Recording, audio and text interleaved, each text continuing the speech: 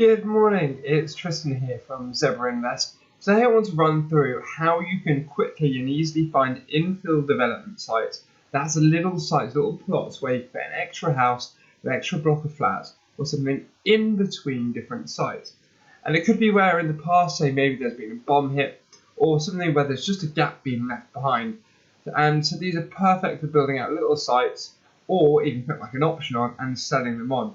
So I'm going to run through the 4 different steps that can be used for doing this.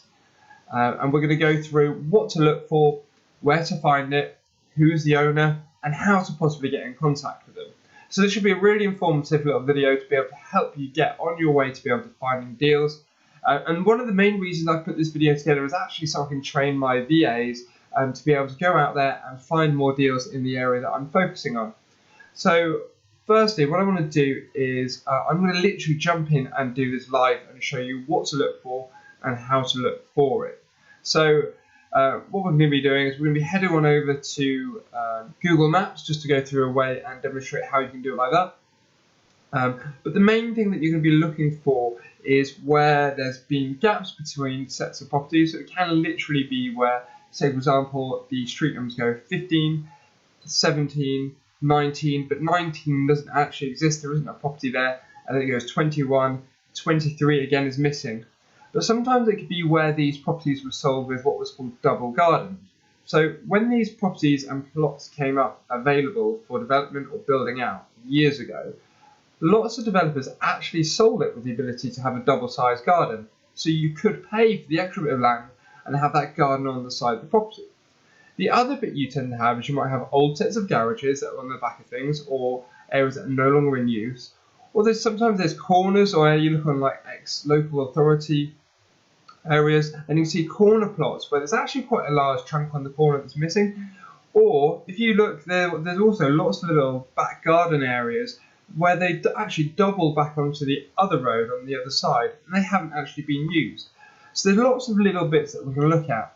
So what I want to run through, as I said, is how we can find it, where we can find it. So the easiest one is by far, and I am going to jump into Google Maps and show you in a second, but the easiest is just walking by. And I'm sure you've seen in your area, you'll walk around an area and you think, oh, that looks a little bit odd, or that house is huge, or it's set to one side of the plot, and little bits like that. And so what I do is I simply take out my phone, yep, it's zebra print as well, I take out a phone and I take a photo of it. If you've got your geolocation settings turned on your phone, then that will allow it to save the location that you're looking at that property. So then if you're like my VA or you're helping out doing some research down the line, then what you can simply do is load up that with something called pick2map.com. I'll quickly just show you that. So if you go to a website called I think maybe it's Pix2Map, to map, but you go in here and this is the website. It's actually really useful, and what you can do is you just actually upload the I think I've actually got the wrong name there, Pick2Map. Here we go, this is it. And what you do is you simply upload that photo and it's going to tell you exactly where you've taken it.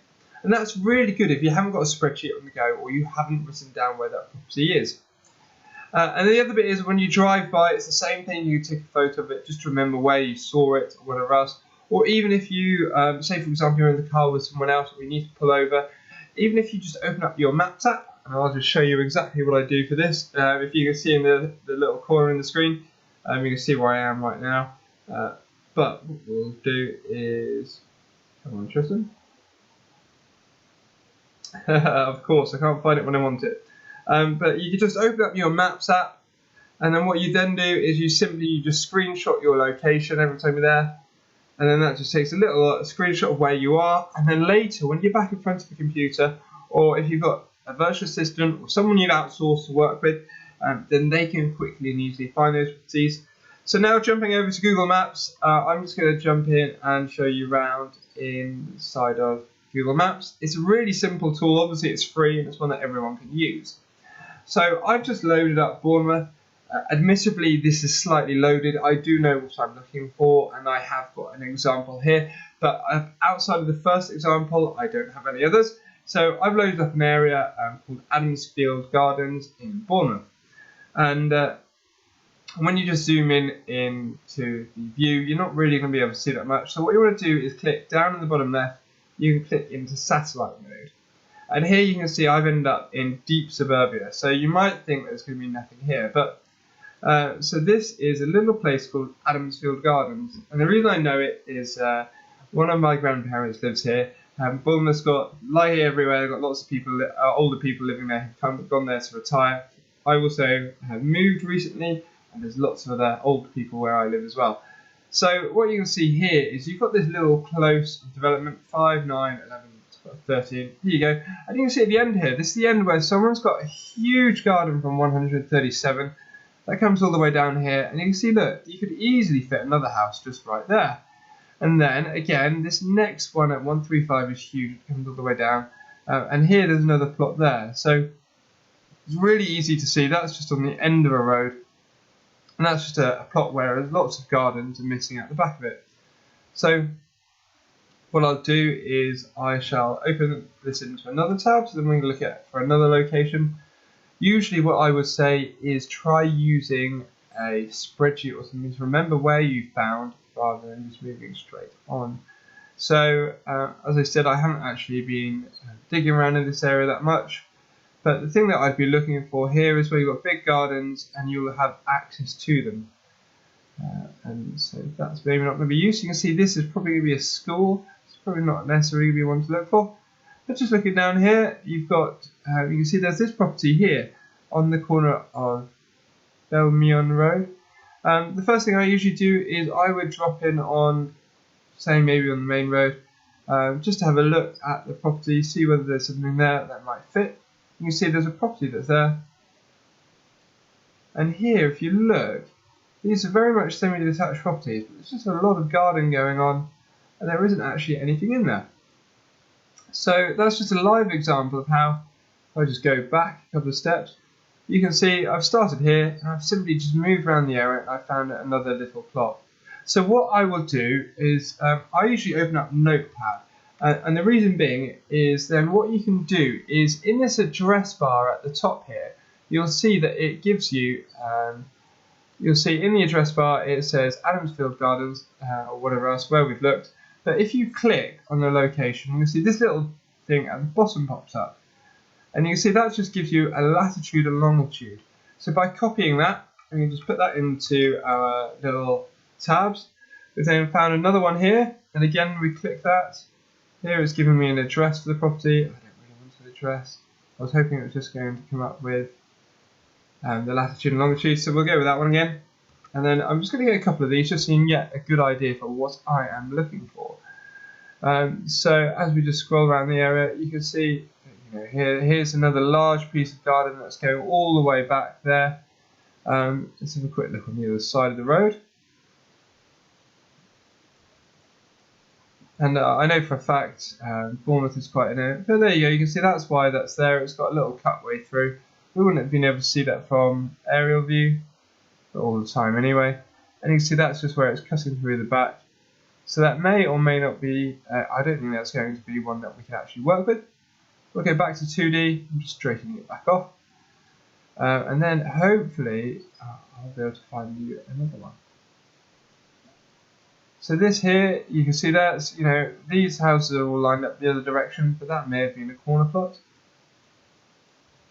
As you come down, here we go, this is a park, but you might be have been able to see that that would have been a missing plot. Just looking around to see anything else that might be here.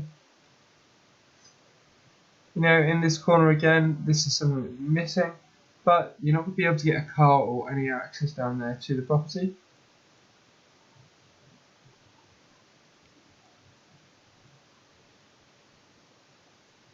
And again, if you look at this one, it's saying Raglan Gardens. It's all laid out neatly down there. And then this one, this property here, has just got lots of trees sitting in the back. I'm not sure whether that would be one either. But is looking at it to try and see whether you think another property could sit in that garden or in that space, or is there something that's missing. So this one here might actually be a good little option. So you can see it's just got a wedge on the side of it. They've got a garden, small garden there, But what you can do is you look at it from both sides. So if you use your little street view man, you can see that, there you go, that's a nice little property in the corner. But they do have quite a piece of land, decent sized piece of land on the side there. And you might also be able to drop in from another angle. There you go. Just be able to look back and see if anything is there. So I'll just zoom back out. So the property I was interested was here. And here we go, you can see I've got that latitude and longitude just across the bottom.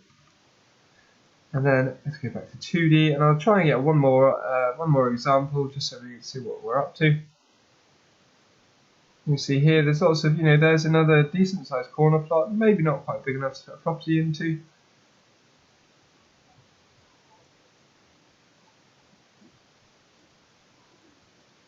Look around for one more.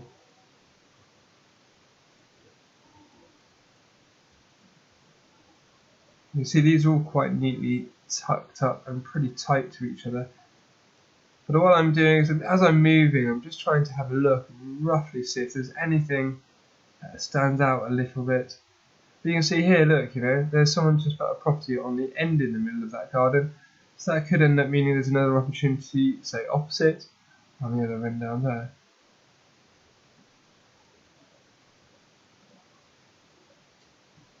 And where it's all been, you can see it's all been developed at one point in time.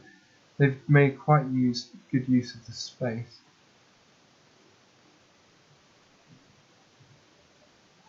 You see there, that's big garden, so you're just trying to see where you might be able to pull access off.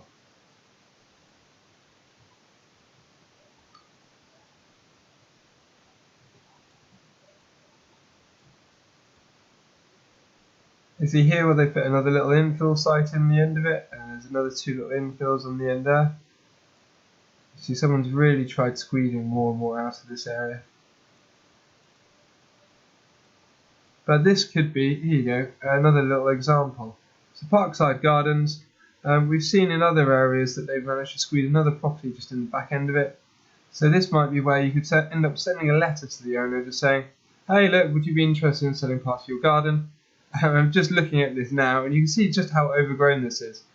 And you can see that the front of the house is all quite neat and tidy. So there might just be that if you actually did approach them, look, you can see just over there it's an absolute mess. So this, they might actually be interested in selling off part of their garden to you. So I'm going to just copy this in, and then we'll use this as a demonstration. So we've got a couple of these now.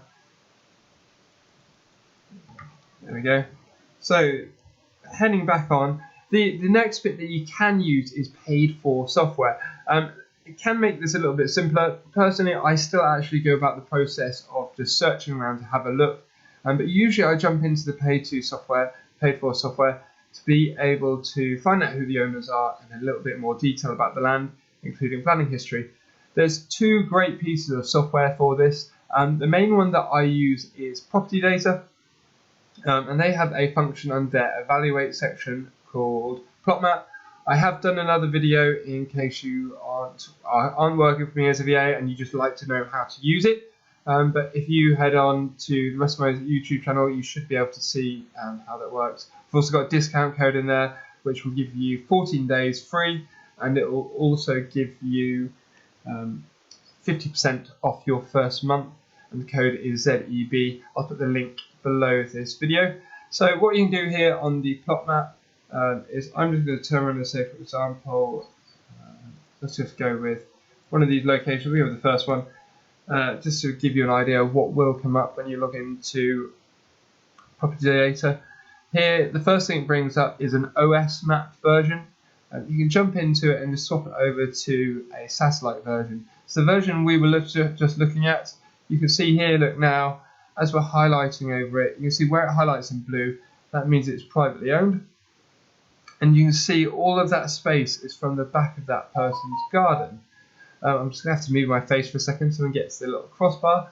And you can see again here, look, this is another person who's got a nice long garden. Just for the purpose, because rather than copy and go over this twice. So we know here that this one's going to be that, and then there's going to be number 135. as well.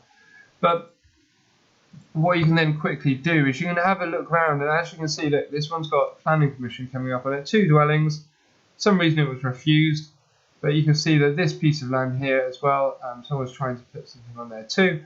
But you can just quickly have a look around the area and find other pieces of land and plots, and you can see even look here, just to the back here, there's a bit there's a bit more land. That looks like it's being used as a car parking space just from my little viewfinder there.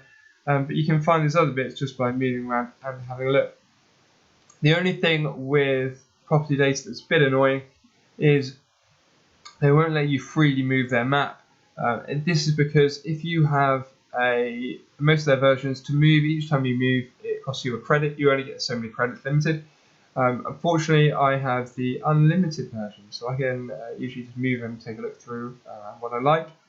The other way of doing it is on Nimbus Maps. Put myself back on the top there, back in the corner, and hopefully we should be able to use lat and long on here. I don't think it's going to accept it. So unfortunately Nimbus Maps won't use it, but if you put the lat and long into Google, then I'm hoping as we click on this, the other way of doing it, it should just be able to pull up a postcode. Here we go, it has, you can copy that address, put that into Nimbus Maps. Nimbus Maps, there's also a free version called Nimbus Essentials. You can sign up for that and just have a look through it. It doesn't have all the overlays on it, but it is still very useful. So here you can see we've got a property here. We can click on this. When you've got Elite, you're able to click in, have a look at it. You're able to bring up planning history in the past, so you can see what's been going on there. With PropertyData, it will show you planning, but it'll only show you the recent applications. The other bit you can do is if you're looking at a property that you're interested in, on PropertyData, you can go to the planning section here. It says who is the local council for it, and usually where it's available, it also gives you a link. And it tells you how much those properties are worth in the area. I'm not being able to get that link at the moment. But here again, you can be able to see planning in the area, planning policy, so who's the local council, population details, and then usually as well, it should be able to give you, I can't find it quite now, usually roughly what it's worth in the price per square foot. But here the point being is you would know that you've now got this property address that you could then add to your list. I'm going to just take this one. The other bit I usually like to do if I've entered into a piece of software is I like to take the freehold numbers as well. So I'm going to just copy these over. I won't repeat this for all of them because, well, I say I won't repeat them. I may as well repeat this for all of them as it's just interesting and useful to be able to know and to be able to learn how to use it. So that's for number 135, and then for 137. There you go, you get that one there as well. So now we've got the details for those ones. I'm going to add in the final properties we just found whilst we were on here. We'll quickly do this on PropertyData, just because I have latitude and longitudes. But here again, you can jump into your satellite. You can see what's going on. For example, one bit there, when we were looking at that, if there's this other massive set of garages and space behind, that might be of interest. The only bit that's appearing to happen here is that you can see as I'm hovering over it, it's highlighting a whole area. It's the only downside sometimes with PropertyData, it doesn't manage to work out the overlays as to who owns these properties. You can see, look, there you go, it's saying council owns the whole area. So it might just be that the property that we've come across is actually owned by the council rather than by an individual. But here we go, if we're using Nimbus Maps rather than using PropertyData, you can see this time it's actually giving us the data and overlaying it correctly. So we know this one is 63 Fernheath Road, so it's 69, and then we can get the title number here. The other bit that it has, if you have the premium version, you can add properties to your workflow. So on Nimbus Maps, if you just want to save it into a workflow so later you can track what you've seen, what you've been doing with it, then that's a great little tool as well. So I realise I've been rambling on, I'm going to get to the last one. and then hopefully and then I'll explain a little bit further. So here you go again. This is where we were just looking a minute ago. We saw that this plot here had a bit of space in the background. The thing that we could see, look, oddly, there's no highlight. There's nothing coming up in the area. So this might be where we go to say Nimbus Maps, because it could be sometimes on Nimbus Maps you'll see every so often it comes up with what's called a U, or what's a U, and a U means unregistered. And you see that's actually exactly what's coming up here, unregistered. And unregistered means it's where the property hasn't been bought or sold, probably in about the last 30, 40 years, and it hasn't gone through land registry to be registered against the property. So this usually means that you can't buy a freehold title for the property to be able to reach out to them. But that's why I've got another really great way to be able to reach out to these people and find out who they are to send them letters. So back to the slides. I've just gone through, as you see, walking by, drive by, Google Maps, and how you can use paid software to be able to find out those properties and what we can do to be able to source them. So now we've got our infill site. The thing we're going to need to do is to send people letters, or we need to get in contact with them somehow, because without sending them a letter, it's not going to be much use. So the first thing I wanted to run through a few bits here that can really help you find out who the owner is, and typically I try to get the detail and the information for free before I pay for it, and the reason being is I'm a little bit tight, but if you use land registry and every time you buy a land registry title it's £3, that can really stack up. And if you think about it, if you've got someone who you've trained well, and hopefully the person who's going to be learning from this video, whether it's you or if it's going to be my virtual assistant, they can use this information, and by doing it, maybe we manage to find, say, 20 property owners in an hour, and 20 property owners would have cost us £60 to land registry. Through going through a few different ways of finding properties and the information through search history and other areas, we can pick that information up for free. So as you can see, there's a few bits that I've just thrown out there to be able to give you an answer. So what we're going to do is, if I just head back over to, say, Nimbus Maps, the first thing on this property here that we were looking at for 179 Red Hill Drive, you can see it's unregistered, which makes it a little bit harder to use. If you've got the paid version of Nimbus, you can just simply click for the planning history in the area. Unfortunately, no planning history has come up on this property. The other bit that you can do, and I realise it won't be an example for this one, but when you can click on these other properties, so for example this one here, it tells you whether the property is owned privately and also its title numbers. Then later we can buy the freehold title if we want to. But you can go through, and usually whenever it's owned by a company, then what it'll then do, I'm not finding any right now, but it will just pop up and it will tell you, I'll give you this one here, this score is going to come up. But if it's owned by a company or a council or a charity, it'll just come up and it'll tell you who the owner is. And then you're going to be able to have a search and be able to find out who they are. So, and that goes with all cases. You'll be able to have a look around. And as you move, you get on Nimbus Maps, you can click search here. And then you might be able to see, for example, hopefully we'll be able to get a lease up. And here, there's one or two that are saying that who they're owned by or who they're registered to. But there you go, so that's how you can do it to work out what company would own it. And I'll demonstrate again, hopefully, on PropertyData. Here you go, it's got on here, it says privately owned, UK corporate and offshore. So it highlights in different colours to tell you who owns the property and the outline on the land. So here, just this little piece of road, this bit here. You can see here, this is owned by Gosbrook Builders. So they own just a piece of road there. And then if you really wanted to contact them about that piece of road for some reason, you can then send them a letter and get in touch with them. So that's quite a good way to be able to work out who owns it through a company, but you do need to be able to use paid software to do that. The other bit we could do is, so let's go back to, say, this property, 137 Kingswell Road, and I shall go from the ground up. So what we can do is, if we go to 137, you can see we've got the property here, and then what we could do is, usually you can have a quick look through the results, and sometimes people have put information up about themselves. They might say that they work for a charity or they're helping doing something. The other bit is every so often you'll see there's registers that come up with company's house, or there might be an HMO register, or other information that might be useful to be able to find it. So have a deep look through to be able to see what you can find with it.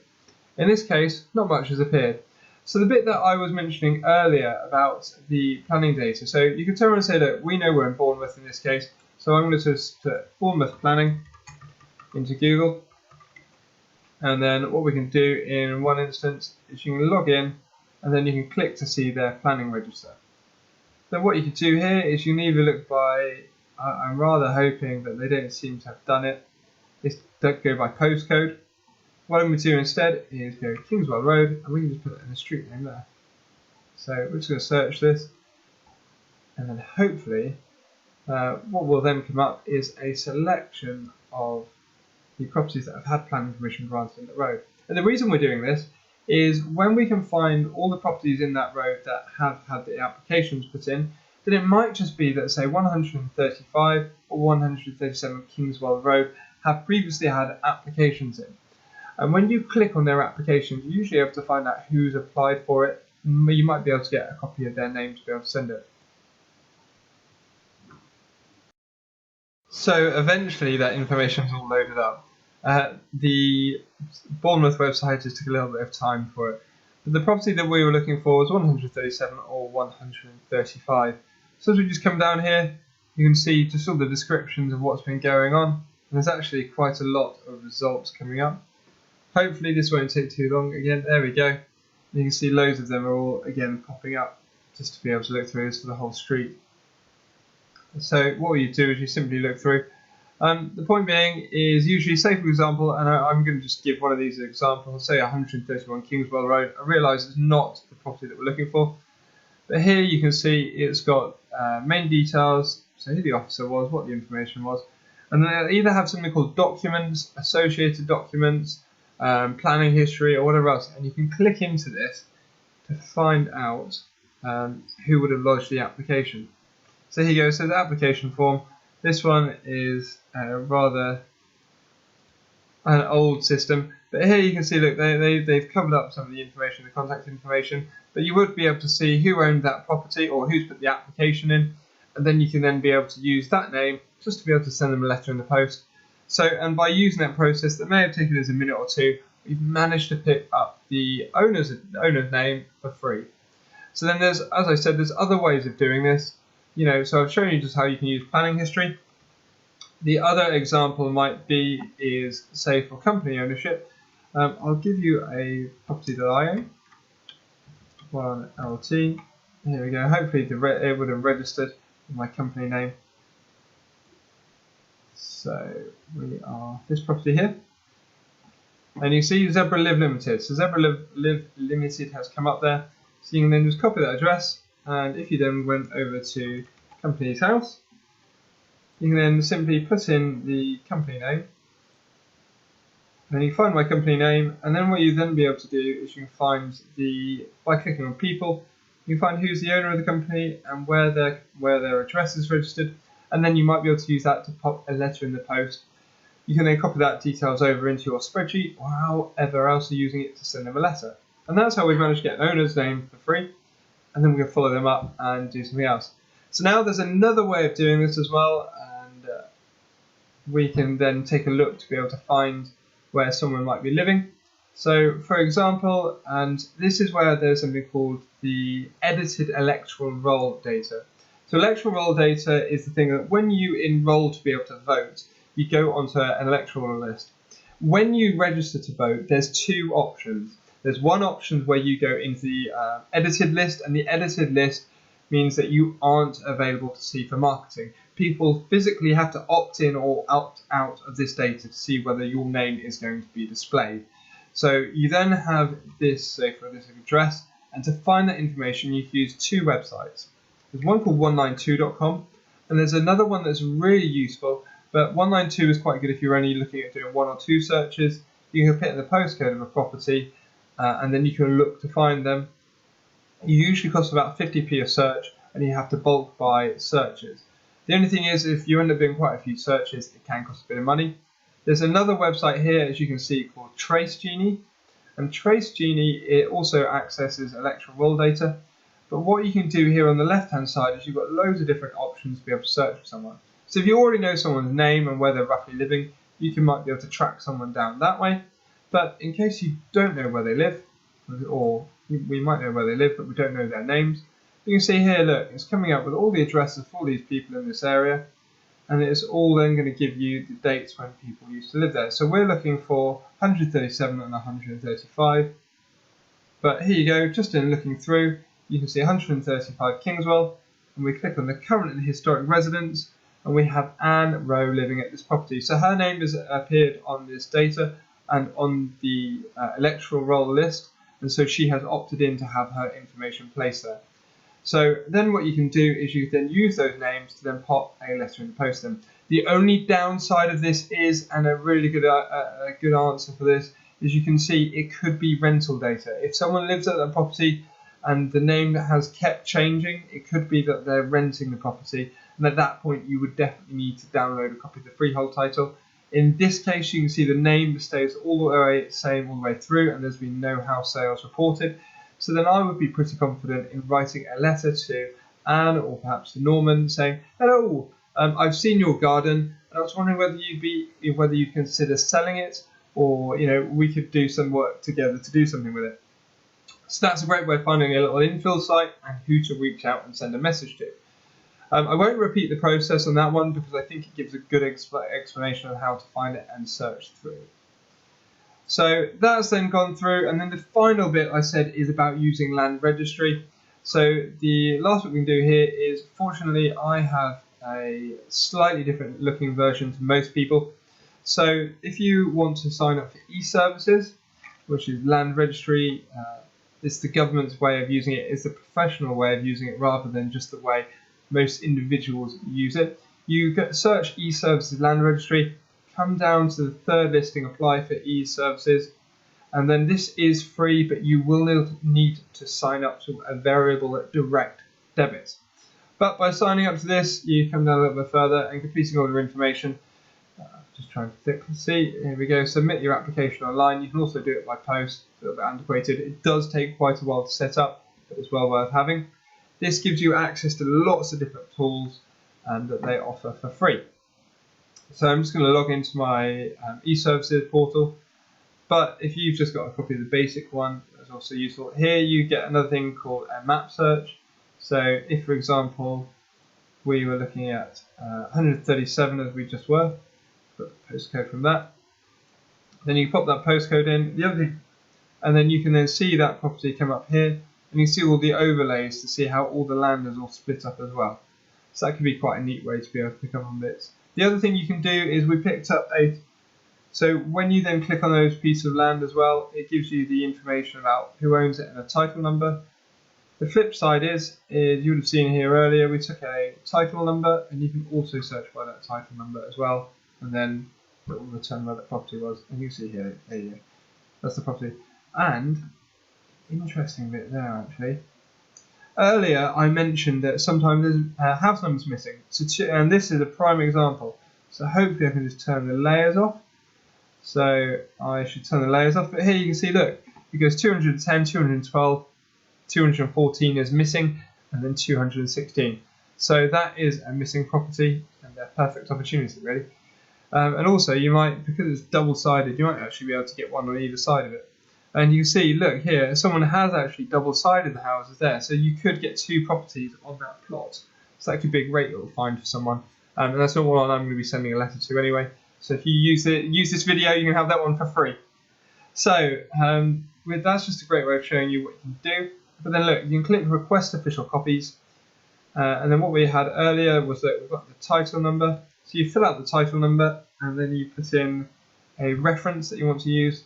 Click next. And then here it just says you're looking at 216 Kingston Road, Bournemouth. And then what you want to do is click the bottom one, order official copy of title, register and documents.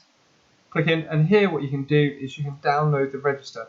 So you can click that, and then by clicking next, here it's going to ask me if I want to download that. I don't want to download it myself because I've already got quite a few titles, a few bits I can use for research. But you will then open up, and For £3, it will then give you access to the name of the owner of the detail of the property. What I'll do is I'll just open up a title just to give you an example. So when you've downloaded a title, it looks something like the attached. The first page will just cover just to explain what the title is, and then as you scroll down, it will tell you what title number it is, the edition date, and the edition date is when it was last updated. And then here you will also give you the information of when it was downloaded and when you've accessed it. And then as you come down, look, it's going to tell you what the property is that you're interested in, what this title belongs to, where that property is, any rights or any transfers or anything that's relevant to the property. And then just here you'll get in the proprietor register, it gives you the name and the owner of the property just at the very top there. I'll just skip past it, but it'll tell you who owned it and anything else. Then as you come down a little bit further, it'll then tell you if there's a C, it'll tell you if there's any registered charges against the property, who's got that mortgage against it or any debts against that property. And then the final bit, usually if there's leases or flats or anything else, there will be a lease register. It'll tell you underneath that how many flats or anything else are related to that property. But the main bit you would usually use is at the top of the proprietor register. It'll give you the name and the address of the person who bought that property. So back into, that's obviously how to use the land registry. You would have got the details from there. So now we've managed to find all that. We've found out who the owner is. We've worked out where they live or who to pop the letter in the post to. The final bit is how do we contact the owners? So what I would have done all the way through this is I would have noted down their name, their address, and then I write to people. I think it's a nice way to be able to cut through the clutter of emails, adverts, stuff that you find on your Facebook feed, social media, whatever else, and all the crap that's out there. So by popping a letter in the post, you can look really nice, friendly, and personal just by putting it through. Usually I do add these for me onto a little spreadsheet so I can send a follow-up letter just saying, I popped your letter in the post, have you received it? Is there anything else that we might be able to do together? So if you're working for me or if you're doing it for yourself, either way, create a spreadsheet so you can track that data and so that we can keep mailing out and sending marketing through in future. So that has been my presentation and an explanation on how to find plots of lands, infill development sites, where you might be able to use an auction to sell them and take the added value over when you get planning permission on them, or it could just be used to find development sites for you to build them out. It's a great way to find off-market investment deals. So my name is Tristan Gordon from ZebraInvest. If I can be of any help, or if you're looking at investing in property, please get in touch. My website is ZebraInvest.co.uk. The email address is tg@ZebraInvest.co.uk. I typically work with investors and joint venture partners and typically flip properties and then work on HMOs that I retain inside of my portfolio. At the moment, I am going out and I am looking to acquire land and other development opportunities in around my area. The final bit I did mention earlier in the video, if you are thinking of using something like PropertyData, I'll drop a link in the below, and that will give you 50% off your first month plus a 14-day free trial, and I'll drop the promotional code in there as well. I hope that's been really useful, and if you've got any questions, please drop them in the below. Like this and please subscribe to my channel. Thanks.